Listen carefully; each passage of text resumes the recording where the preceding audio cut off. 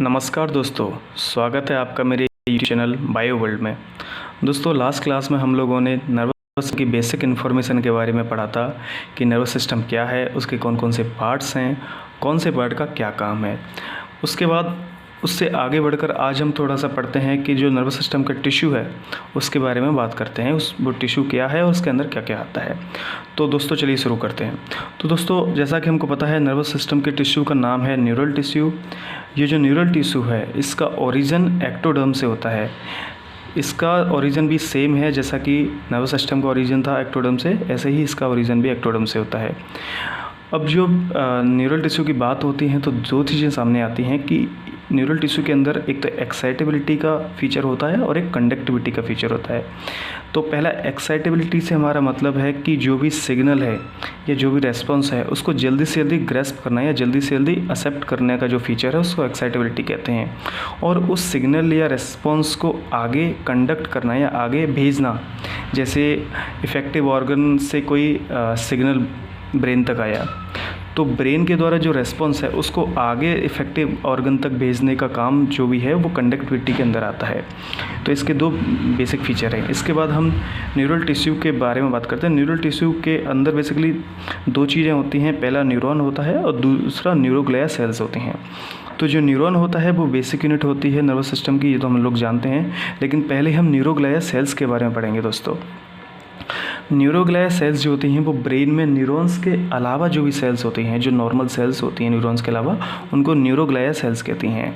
ये accessory sales होती हैं ब्रेन के अंदर या नर्वस सिस्टम के अंदर। ये एसेसरी सेल्स होती हैं जो न्यूरॉन्स को न्यूट्रिशन और सपोर्ट प्रोवाइड करने का काम करती हैं। ये जो न्यूरोग्लिया सेल्स होती हैं ये बेसिकली 3 टाइप की होती हैं। सबसे पहला एस्ट्रोसाइट्स, दूसरा ओलिगोडेंड्रोसाइट्स और तीसरी हैं माइक्रोग्लायोसाइट्स। जो एस्ट्रोसाइट्स हैं, जो सबसे पहली सेल्स हैं एस्ट्रोसाइट्स, वो लार्जेस्ट सेल होती हैं इन तीनों के अमंग, जो ब्लड ब्रेन बैरियर फॉर्मेशन का काम करती हैं। ब्लड ब्रेन बैरियर से मतलब हमारा ये है कि जो भी न्यूरोटॉक्सिन्स हैं जो जो ब्लड से ब्रेन की तरफ आने के जिनके चांसेस हैं उनको एक टाइट जंक्शन बना के उनको रोकने का काम करती हैं।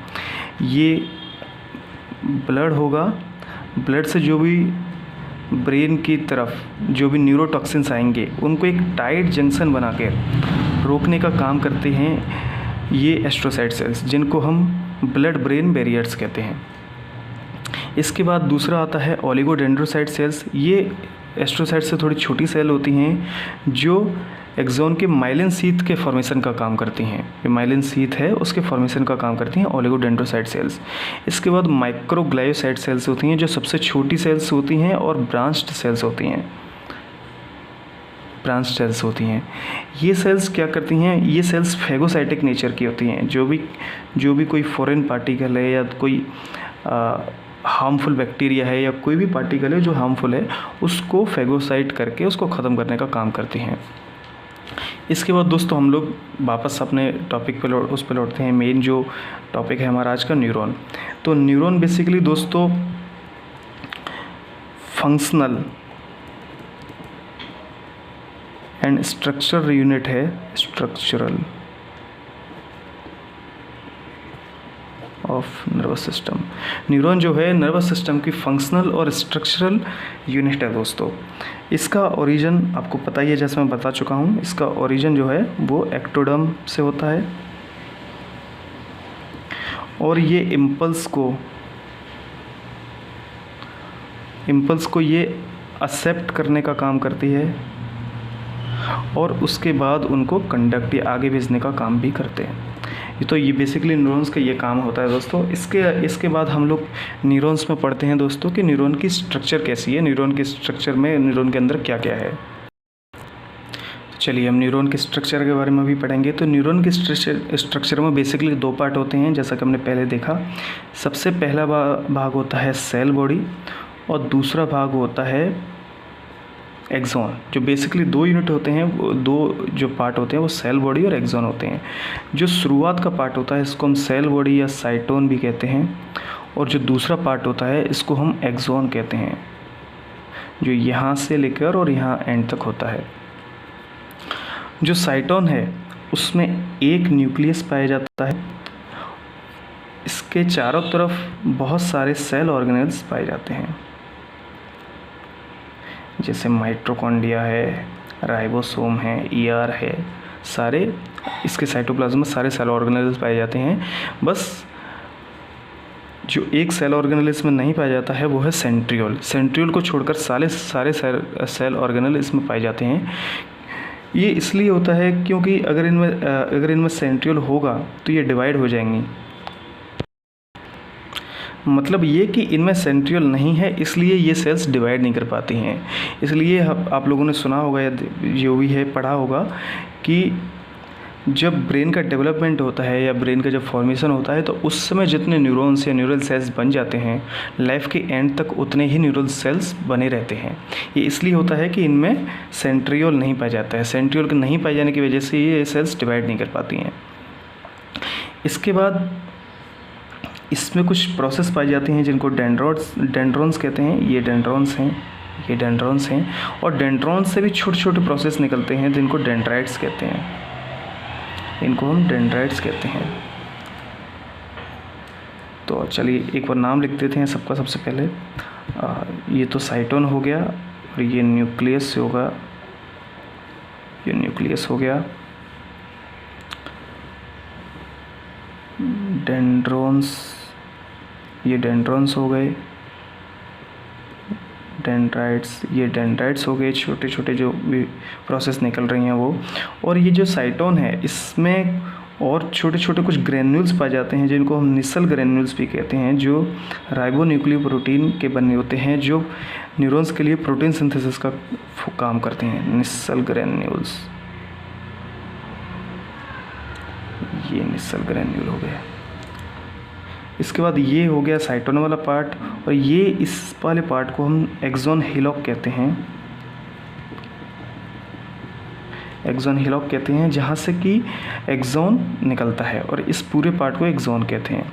एक्सॉन जो है वो सबसे पहले एक्सोलीमा नाम के लेयर से ढका रहता है, कवर्ड रहता है और एक्सोलीमा के अंदर एक्सोप्लाज्म पाया जाता है। एक्सोप्लाज्म जो है वो एक्सोलीमा के अंदर की तरफ पाया जाता है। इस जो एक्सॉन है उसके ऊपर लाइपोप्रोटीन की कुछ लेयर पाई जाती है दोनों तरफ, जिसको माइलिन शीथ कहते हैं।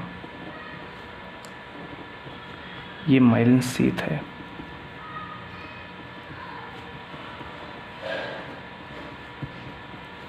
इस माइलिन शीथ के अंदर, इस माइलिन शीथ को बनाने वाली छोटी छोटी सेल्स होती हैं जिनको स्वान सेल्स कहते हैं। स्वान सेल्स कहते हैं। और ये जो माइलिन शीथ के बीच बीच में जो छूटा हुआ जगह है इसको नोड ऑफ रेनवियर कहते हैं। Node of Ranvier. इसके बाद एक्सॉन का एंड पार्ट आता है। एक्सॉन के एंड पार्ट को टीलोडेंड्राइट्स कहते हैं दोस्तों। ये टीलोडेंड्राइट्स हैं, टीलोडेंड्राइट्स। और ये जो बटन जैसे स्ट्रक्चर हैं जो सबसे एंड में होते हैं इनको सिनेप्टिक नोब्स कहते हैं। सिनेप्टिक नोब्स ये सिनेप्टिक नोब्स ही हैं जो आगे आने वाले या आगे वाले जो न्यूरॉन है उसके डेंड्राइट से कनेक्ट होते हैं, जो ऐसे करके कनेक्ट रहते हैं। इसके बाद हम लोग इसके बारे में एक बार पढ़ लेते हैं। आपको समझ में आया ये पूरा स्ट्रक्चर। सबसे पहले ये साइटोन था, इसके बाद एक्सॉन है। साइटोन में न्यूक्लियस पाया जाता है। साइटोन में नेसल ग्रेन्यूल्स होते हैं। सारे सेल ऑर्गेनेल होते हैं बस सेंट्रियोल को छोड़ के, जिसकी वजह से इनमें सेल डिवीजन नहीं हो पाता। इसके बाद न्यूरॉन्स है। न्यूरॉन्स की जो लेयर है, मैं न्यूरॉन्स बोल रहा हूँ, सॉरी। उस एक्सॉन है, एक्सॉन की जो लेयर है उसको एक्सोलीमा कहते हैं और एक्सॉन के अंदर जो भी फ्लूइड भरा था उसको एक्सोप्लाज्म कहते हैं। एक्सॉन के ऊपर स्वान सेल्स या लाइपोप्रोटीन की सेल से बनी हुई एक लेयर पाई है, इसको माइलिन शीथ कहते हैं। ये माइलिन शीथ कुछ जगह पर छूटी रहती है बीच में, इसको नोड ऑफ रेनवियर कहते हैं। और जो एक्सॉन है उसके एंड पार्ट को टीलोडेंड्राइट्स कहते हैं और इस टीलोडेंड्राइट्स के भी एंड पार्ट पर कुछ नोब टाइप बटन जैसे स्ट्रक्चर होते हैं, इनको सिनेप्टिक नोब्स कहते हैं। तो चलिए एक बार इसको पढ़ लेते हैं। तो सबसे पहला पार्ट है सेल बॉडी, जिसको साइटोन, सोमा या पेरिकैरियोन भी कहते हैं। इसमें केवल एक न्यूक्लियस होता है। इसमें सारे सेल ऑर्गेनली प्रेजेंट होते हैं, बस सेंट्रियोल को छोड़ के, जिसकी वजह से इसमें सेल डिवीजन नहीं होता, जैसे कि मैंने पहले बताया। सेंट्रियोल जो सेल बॉडी है उसमें कुछ ग्रेन्युलर स्ट्रक्चर होते हैं जिनको निसल बॉडीज़ या ट्राइगोइड बॉडीज़ भी कहते हैं। निसल बॉडीज़ का दूसरा नाम ट्राइगोइड बॉडीज़ भी है। ये निसल ग्रेन्यूल जो है वो प्रोटीन सिंथेसिस में हेल्प करते हैं। दूसरा इसका पार्ट है सेल प्रोसेसेस, जिनको हम न्यूराइड्स भी कहते हैं, जिसमें डेंड्रॉन्स और एक्सॉन्स दोनों आते हैं। सबसे पहले हम डेंड्रॉन्स के बारे में बात करेंगे। डेंड्रॉन्स जो होते हैं वो सोमा या साइटोन जो है उसके एंड पे प्रेजेंट रहते हैं। ये डेंड्रॉन्स आगे डिवाइड होकर छोटे छोटे डेंड्राइट्स का फॉर्मेशन करते हैं, जो इम्पल्स के रिसेप्टर का और उनको आगे साइटोन की तरफ भेजने का काम करते हैं। इसके बाद एक्सॉन है। एक्सॉन जो है वो मेन फंक्शनल स्ट्रक्चर है पूरे न्यूरॉन की, जो कि एक लंबी सिलिंड्रिकल स्ट्रक्चर होती है जिसका डायमीटर शुरू से लेकर एंड तक एक जैसा रहता है। एक्सॉन हिलॉक वो पार्ट है जहाँ से एक्सॉन निकलता है। Axon is covered with axolemma. मैंने आपको पहले ही बताया, एक्सोलीमा एक्सॉन की जो लेयर है उसको एक्सोलीमा कहते हैं। इसके अंदर एक फ्लूइड भरा रहता है, इसको एक्सोप्लाज्म कहते हैं। एक्सॉन में निसल ग्रेन्यूल एब्सेंट होते हैं। ये बहुत ज़रूरी बात है कि एक्सॉन में निसल ग्रेन्यूल एब्सेंट रहते हैं। केवल माइटोकॉन्ड्रिया और कुछ न्यूरोफाइब्रिल्स जो हैं वो एक्सॉन में पाए जाते हैं। इसके बाद माइलिन शीथ है। माइलिन शीथ लिपोप्रोटीन की बनी हुई एक लेयर होती है जो एक्सॉन को कवर्ड करके रखती है। ये माइलिन शीथ स्वान सेल्स के फॉर्मेशन से बनती है। माइलिन शीथ कुछ जगहों पर छूटी हुई होती है, कंटिन्यूस नहीं होती है, जिनको नोड ऑफ रेनवियर कहते हैं। ये जो एंड पार्ट है एक्सॉन का उसको टीलोडेंड्रिया कहते हैं। इस टीलोडेंड्रिया से कुछ बटन लाइक स्ट्रक्चर निकलते हैं, इनको सिनेप्टिक नोब्स कहते हैं, जो आगे सिग्नल्स को दूसरे न्यूरॉन के डेंड्राइट्स की तरफ ट्रांसमिट करते हैं। तो ये तो दोस्तों स्ट्रक्चर के बारे में बात हो गई। एक्सॉन का स्ट्रक्चर, न्यूरॉन का स्ट्रक्चर क्या है, उसमें क्या क्या पार्ट हैं। इसके बाद लास्ट पार्ट बचा है हमारा न्यूरॉन्स की स्टडी में, टाइप्स ऑफ न्यूरॉन। तो हम बेसिकली न्यूरॉन्स को दो टाइप्स में डिवाइड करते हैं। सबसे पहला बेसिस है इनका एक्सॉन और डेंड्रॉन के नंबर का, दूसरा बेसिस है इनके फंक्शन का। तो चलिए शुरू करते हैं। पहला बेसिस है on the basis of number of axon and dendrons. तो जो सबसे पहला न्यूरॉन है वो एपोलर न्यूरॉन होता है। दूसरे टाइप का न्यूरॉन यूनिपोलर होता है, फिर बाइपोलर न्यूरॉन और सबसे एंड में मल्टीपोलर न्यूरॉन। एपोलर न्यूरॉन जो होते हैं उनमें न तो कोई एक्सॉन पाया जाता है, न कोई डेंड्रॉन पाया जाता है, केवल साइटोन पाया जाता है। जो इसका एग्जांपल है हाइड्रा और रेटिना की एमेक्राइन सेल्स, एपोलर न्यूरॉन। दूसरा है यूनिपोलर न्यूरॉन, जिसमें केवल एक एक्सॉन पाया जाता है, जिसमें कोई डेंड्रॉन नहीं पाया जाता है। इसका एग्जांपल है नर्वस सिस्टम ऑफ एम्ब्रियो। इसके बाद तीसरा बाइपोलर न्यूरॉन्स हैं। बाइपोलर न्यूरॉन में एक एक्सॉन होता है और एक डेंड्रॉन होता है। ये हमारे आई की रेटिना सेल्स में पाया जाता है और ऑल्फैक्टरी एपिथेलियम, जो हमारी ऑल्फैक्टरी एपिथेलियम है उसमें पाए जाते हैं। बाकी उसके बाद है last multipolar neuron. Multipolar neuron में भी एक एक्सॉन होता है और बहुत सारे डेंड्रॉन्स होते हैं। ये हमारे जो वर्टिब्रेट्स हैं उनके मोस्टली न्यूरॉन जो है मल्टीपोलर टाइप के होते हैं। यहाँ पर ध्यान देने वाली बात ये है दोस्तों कि चाहे वो यूनिपोलर न्यूरॉन हो, चाहे बाइपोलर न्यूरॉन हो, चाहे मल्टीपोलर न्यूरॉन हो, सब में एक ही एक्सॉन पाया जाएगा। बस डिफरेंस इनमें डेंड्रॉन्स की प्रेजेंस के ऊपर है। जिसमें एक से ज़्यादा डेंड्रॉन होंगे वो मल्टीपोलर न्यूरॉन होगा, जिसमें एक डेंड्रॉन होगा वो बाइपोलर, एक एक्सॉन होगा वो बाइपोलर होगा, जिसमें केवल एक एक्सॉन होगा वो यूनिपोलर न्यूरॉन होगा। इसके बाद हम बात करते हैं on the basis of function के बेसिस पे बेसिकली हम जो न्यूरॉन हैं उनको तीन टाइप में डिवाइड करते हैं। सबसे पहला सेंसरी न्यूरॉन, फिर इंटरकनेक्टिंग न्यूरॉन, फिर मोटर न्यूरॉन। तो सबसे पहले हम सेंसरी न्यूरॉन की बात करते हैं। सेंसरी न्यूरॉन बेसिकली वे न्यूरॉन होते हैं जो इफेक्टिव ऑर्गन हैं। जैसे यहाँ पर मैंने ये पेन की निब चुभाई, तो यहाँ से जो इम्पल्स जाएगा CNS तक कि यहाँ पर पेन की निब चुभाई गई है, हाथ को हटा लें, यहाँ पर जो इम्पल्स जाएगा CNS तक, उस इम्पल्स को लेकर जाएंगे सेंसरी न्यूरॉन्स, जो कि इफेक्टिव ऑर्गन से इफेक्टिव ऑर्गन से सीएनएस तक इम्पल्स को लेके जाते हैं, जो सेंसरी न्यूरॉन्स होते हैं।